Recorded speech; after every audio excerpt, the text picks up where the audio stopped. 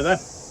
You'll notice I've not actually got any wine with me, simply because I'm recording this as an introduction to a video that will follow, which I recorded recently on a flight from Auckland to Rome, flying with Emirates in economy class. I should probably apologise for the quality of the video and its lighting. There's not a lot of space in economy class, and I was trying not to impinge too much on those travellers around me. I did have space next to me, so I wasn't making the recording completely in somebody's face. But flying in economy class, I was actually really impressed to find the wine that I'm looking at here, which was Chapoutrier's Bila Haut Occultum Lapidem, the 2022 vintage. Now, Chapoutier are very high-profile producers of high-quality wines from the Rhône Valley. They trace their history there back to 1808 with the founding of a company called Palate Company, which was established in the Rue de l'Hermitage in the town of Tain. The company has been through several generations of family ownership since then. But since Michel Chapoutier took over in 1990, a significant emphasis of Chapoutier's has been that of biodynamic viticulture, where they've come to be regarded as leaders in this field. 10 years after Michel took over, that Chapoutier created the Bila Haut estate. It's located in Roussillon in Mediterranean southwest France, and the estate is located between the village of Latour de France and Banyuls on the coast. And its vineyards sit in the high Agly Valley. The estate's about 100 hectares in size, and its vineyards are located on terraces on the steep slopes of the valley, at altitudes between 200 and 400 metres above sea level. So these are sun-drenched yet windy. The estate name simply means the House of Bila, the translation of the name of an old farm villa that evidently historically served as a place of refuge for the Knights Templar. And that's why if you look at the label, you'll see the symbol of the Templars cross used on the labels of Bila Haut. And this region has a very long history of viticulture. Chapoutier suggests that viticulture here goes back to the 5th century BC. The climate is a Mediterranean climate, so you have hot summers and mild winters, with the region regularly being swept by a drying northerly wind called the Tramontine. And this is very effective in helping prevent the development of fungal diseases in the vineyard. And grapes growing and ripening here benefit from sunny summer's days and cool nights. The soils are stony and well drained. There's quite a spectrum of different soil types, varying from gneiss and schistous soils originating from the Devonian period and limestone in the Kimmeridgian period. Many of the vines here are over 40 years old, as well as being managed organically, for which they're certified by Ecocert. The approach here is sustainable, and they try and keep yields low to improve quality. Now, the wine's name, Occultum Lapidem, is a Latin reference meaning hidden stone or hidden gem, but it also references the idea of the philosopher's stone from alchemy, the idea of a stone through which one can discover inner spiritual wisdom. And there is a mythology that refers to a massive, supposedly magical rock that exists somewhere in the middle of a Roussillon vineyard that is thought to capture the earth's energy. And that's quite appropriate for a wine that is made using biodynamic practices. But more directly here, this references both the rocky soil of the vineyards and the fact that this is a bit of a hidden gem of a wine. So as far as winemaking is concerned, everything is hand-picked from the steep vineyards. That's entirely necessary. It's picked into shallow cages so that the fruit doesn't get damaged on its way to the winery. At the winery, the bunches are destemmed, but they're not crushed, so they're going as whole berries into the ferment. And there's no pumping going on.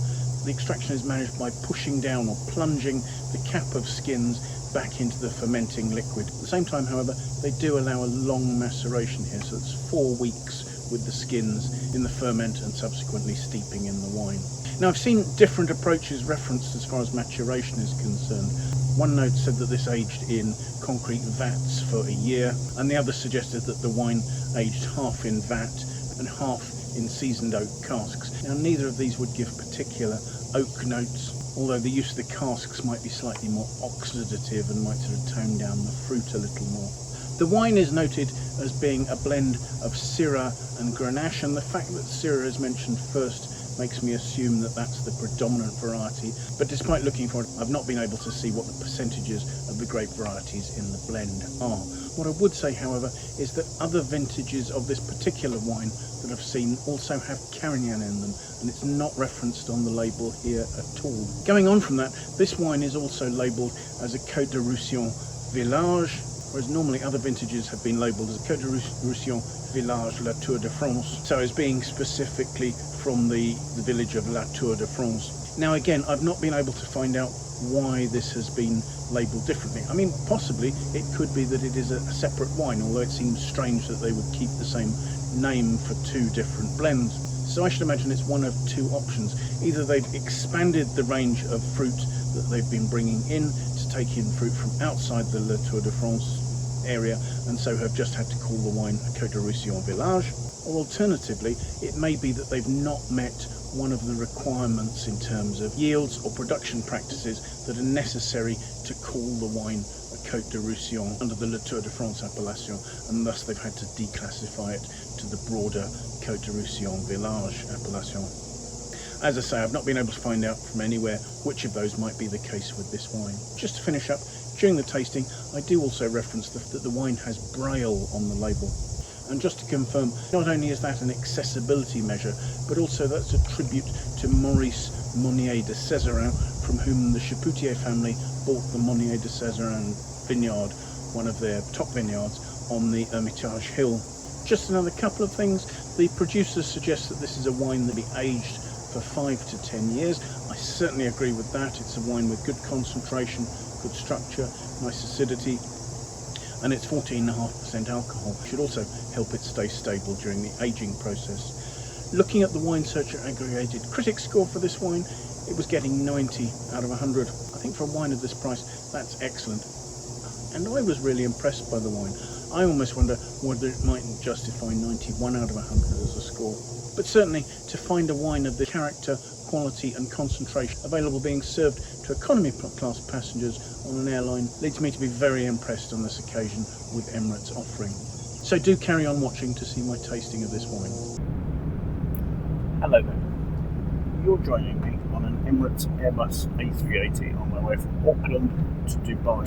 Travelling in economy class today, and the wine I have in my cup is a wine from Chapoutier's Bila Haut estate. It's a Cotes du Roussillon Village from the 2022 vintage, and it's called Occultum Lapidem. The wine is a rich blend of Grenache and Syrah, and its label notes that it's organic, and that's a certification that's granted by an organisation called Ecocert. One of the notable things about the wine is the fact that it, like many other Chapoutier labels, also has a raised text in braille. And this is not simply inclusion on Chapoutier's part, evidently it's also a tribute to the fact that one of their top vineyards, the Monnier de Césarin vineyard in Hermitage, was purchased from the family of the inventor of braille, so it's a tribute as well. So let's take a look at the wine, shall we? The wine is deep, it's dark, it's difficult to see in these light conditions, but it's not quite opaque. It's quite a sort of a black-red colour. The aromas, again, quite difficult to get from a plastic cup, but there's plenty going on here. You've got rich, dark fruit, red fruits, black fruits, spices, meatiness, licoricey notes, overripe notes. There's a spectrum from red cherry through to black plum, through to sort of over-mature, pruny sort of notes. So that's the taste.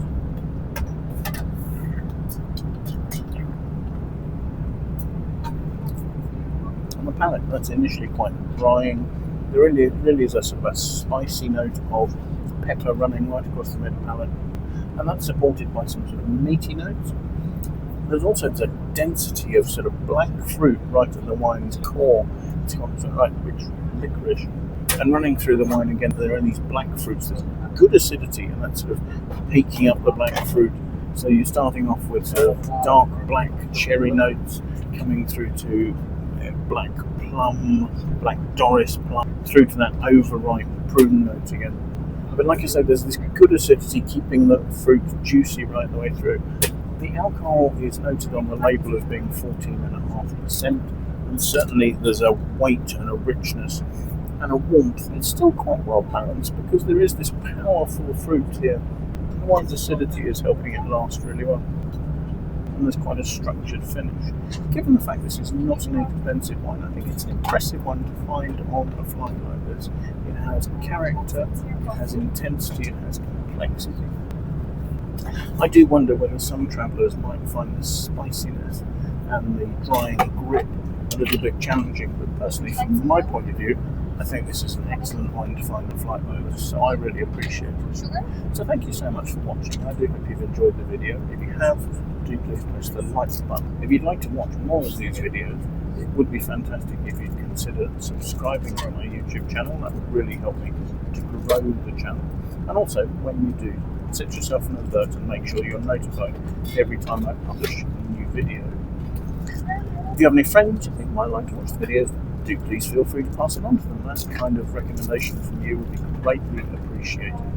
If you have any comments or questions, do please pop them in the comments box below. I will leave a link in the notes below to the Wine Searcher webpage for this vintage of this one, so you can see if it's available near you and at what price. So thank you once again for taking the time to watch. And I do hope that maybe you'll manage to make some time to come and join me for another video tasting in the very near future. Till then, bye for now.